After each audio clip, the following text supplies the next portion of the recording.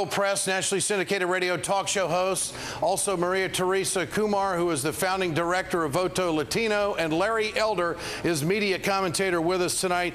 Bill Press, we'll start with you. Mr. Trumka is sending, I think, a shot over the bow to Democrats that labor, it may not be there if they screw this thing up and don't come up with competition against the private sector. How do you read that? I think he's particularly sending a shot over the bow, the so-called blue dogs, Ed. But, you know, my advice is, with Richard Trumka and all of our friends in labor, the president gave a great speech today. Trust but verify is my advice. I mean, I think the president, he's got to remember his friends. He's got to remember the people that put him in office. Remember who represents the middle class. It's not Chuck Grassley. And again, remember who got him there. It wasn't Chuck Grassley. Remember who he owes. It's not Chuck Grassley, Ed. So I think the president, we got to make sure he delivers on that public plan option and on Employee Free Choice Act, both, and labor and the public have to keep the pressure on Obama. Maria, what Democrats do you think could be swayed back into the fold on a competitive situation where the insurance industry is going to be held accountable? There are some conservative Democrats in the Senate and in the House that are being pretty stubborn about this right now. Where's the movement going to be, in your opinion?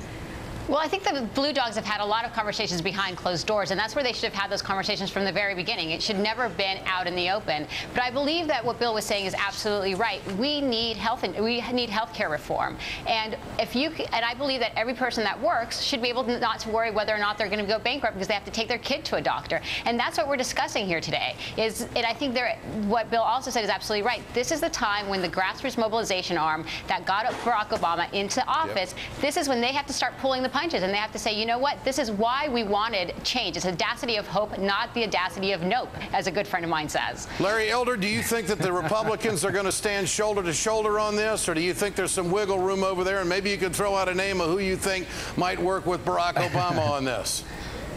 Well, I hope nobody works with Barack Obama on this. Ed, you mentioned the incoming president of the union. There's an incoming president of the Canadian Medical Association, the equivalent of our AMA. That's a single-payer system. That's a system that you want. That's a system that Barack Obama said he would want if he was starting from scratch. She said their system is imploding.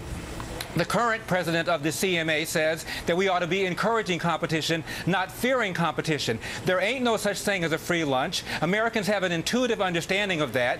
You have said before, Ed, you want health care insurance for everybody, and you don't care what it costs. Exactly. Well, most Americans are afraid of what the taxing and the spending and borrowing, and Larry, they're worried about all of this. Here's where you and I part the waters here, Larry. See, I'm willing to raise your taxes, and you don't want to raise my taxes. I know this thing is all screwed up.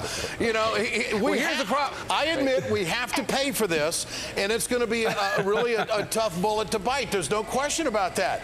But Ed, if you think, Ed, go ahead. Wait a minute, Ed. If you think you're going to be able to retain your health care, retain the quality, insure 47 million Americans, raise taxes only on the so-called rich, and wring out fraud, waste, and abuse, not add anything to the deficit, I've got some toxic assets to sell you. Well, that's fine. I'm willing to take a look at them. Depends on what the price is. Larry, this is a moral issue. We have to do this. Bill Press, this is something, it's a heavy lift, there's no doubt, but it's what the American people want, and I think the American people are ready to sacrifice for it right now. The key is the president believes in all this consensus stuff. He believes in this consensus stuff. And, Harry Reid saying he's going to get 60 votes. What planet is that on? No. What do you think? Look, yeah, let's get real. There are not going to be any Republican votes for this, just like there were no Republican votes for cash for clunkers. There were no Republican votes for the stimulus. You go down the list. They're not going to vote for it. So the president has to accept that. Harry Reid has to accept that. And I think that Larry Elder has to accept that. There ain't nobody across the street who's talking about the Canadian health care plan. No, they're not. It doesn't exist. So, folks, I mean, we got to go. Larry, We got to go. We're up on time. We'll come back and talk some more about it. Coming up. I can tell you about the British health care plan. You can talk about that one, too. Coming up, folks, you can't get any lower than this. An insurance company that is so desperate for profit, it didn't tell a patient she's got lung cancer. Award-winning filmmaker Robert Greenwald blows the whistle on Cigna in Playbook. You won't believe this story. You got to see it. It's coming up next.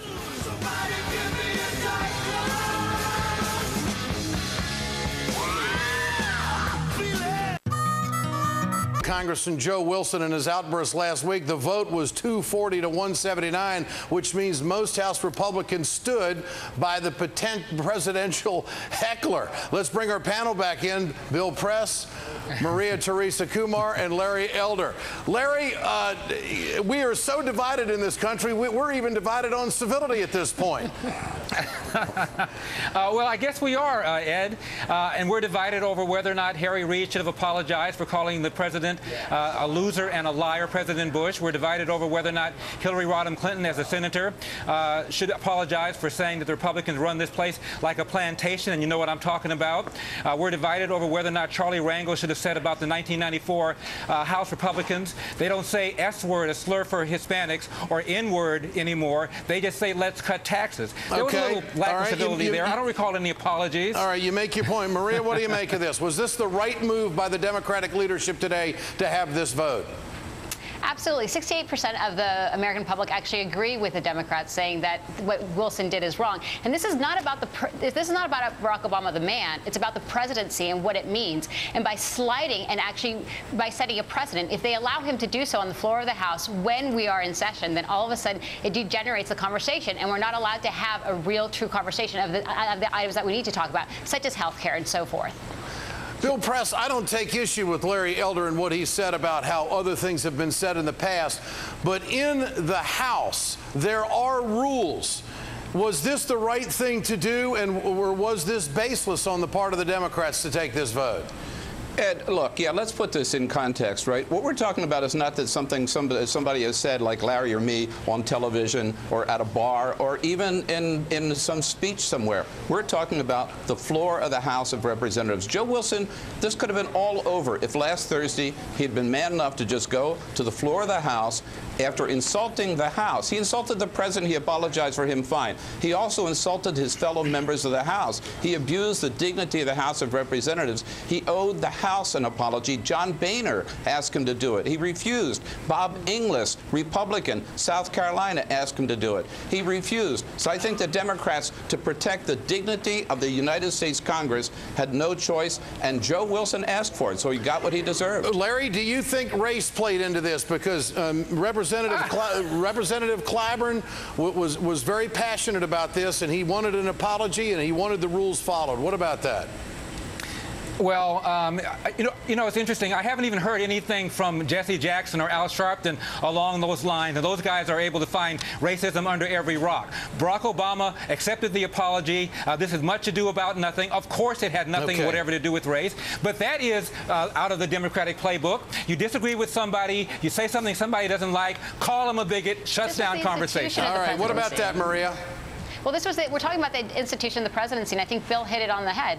Is what they did, what Wilson did by what he said, was he actually degenerated the conversation and the sanctity of Congress. All right, folks, that's all we got time for tonight. You got it. Here we go. Earlier, I asked our viewers tonight what you think. Will any Republican senator cross over and vote for health care reform? 15% of you said yes. 85% said no, they're not coming over to do anything about reform. That's The Ed Show. I'm Ed Schultz. For more information on The Ed Show, you can go to ed.msnbc.com or check out our radio website at wegoted.com. Chris Matthews and Hardball coming up next, right here on The Place for Politics.